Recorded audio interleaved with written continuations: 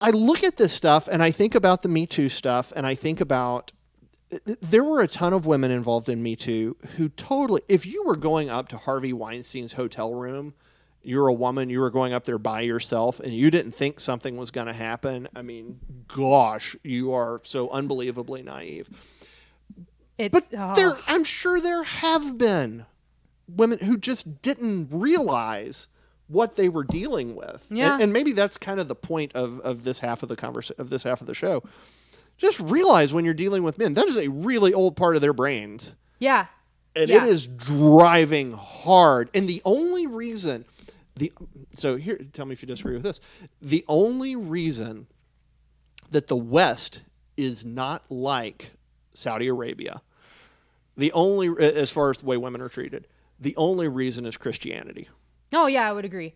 Yeah. Yeah, because, I mean, I believe in a pretty Hobbesian view of nature at the end of the day where, men, creatures are essentially animals, very animalistic. And the one thing that can guide them is ethics and morals, which is what Christianity and religion, nonviolent religion, provides.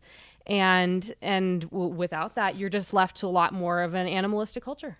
Do you think I've often thought Victorian values actually emerged as a way to defend against this? Oh, came up with chivalry, all of those things. I have a huge theory on this. Yeah. I have a huge theory on this because kind of the whole Victorian code of conduct. If you notice that emerged when the British Empire was taking over the entire world. And it was bumping up into all of these other cultures that... India, Sati. That were pretty savage. Yeah. Savage that, I'm going to get canceled for that. That's the right term. But you burn widows, that's savage. You're burning widows. You're running into, massacring Muslims. And the Western Christian world was bumping straight into that in the 19th century because, imperialism. And I think that born out of that then became the very strong code of conduct that prevailed in the British Empire in the West of like, this is our way to kind of fight back against this as we expand our empire. And, kind of keep our distinctions, our Christian values. And, some people argue then it then just dominates everyone else, which it kind of does. Yeah.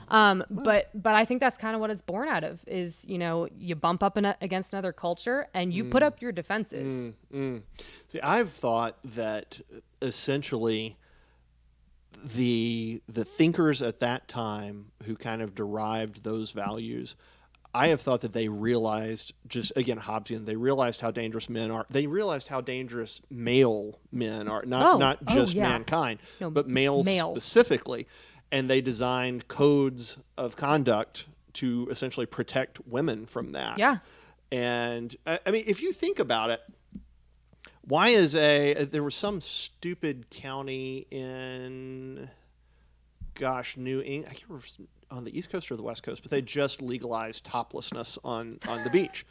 I feel like that's got to be West Coast. And I think it's got to be West Coast. It's too cold for East Coast. And I'm thinking to myself, like, okay, fine, in a vacuum, all right, fine, do that. I guarantee you nothing good is going to come of that. All that's going to do is, I was going to use one word, let's use excite. Excite and incite a part of men that is unbelievably hard to control, and we had kind of beaten back a little bit. Yeah. And it is a shame. And we got to wrap up, and we've gone super far afield, but it is a shame that women, sadly, can't go around dressed however they want. That would be super nice. That would be great. Be super cool. That's not the world we live in. Sadly. And it's unbelievably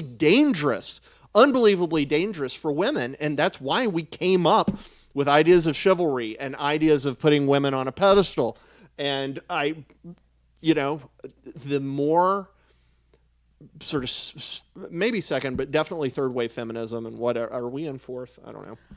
I don't even know. The more that erodes those divisions, the worse it is going to get for women, in my opinion. Yeah, well, I always tell people when they argue for like complete equality between men and women, I always say, well, that doesn't account for differences.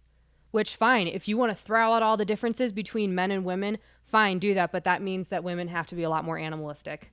And if you're ready to do that, go all in. You guys got to work in the sewers too. That means you got to work in sewers and you got to get abused. That's horribly cynical. But if you're going to fight for absolute equality and be blind to the differences, you better be ready to become an animal and be treated like one. Yep. And on that note, you better get ready to be abused. That's Abby Liebing. You can write her care of the Western Journal in Phoenix, Arizona.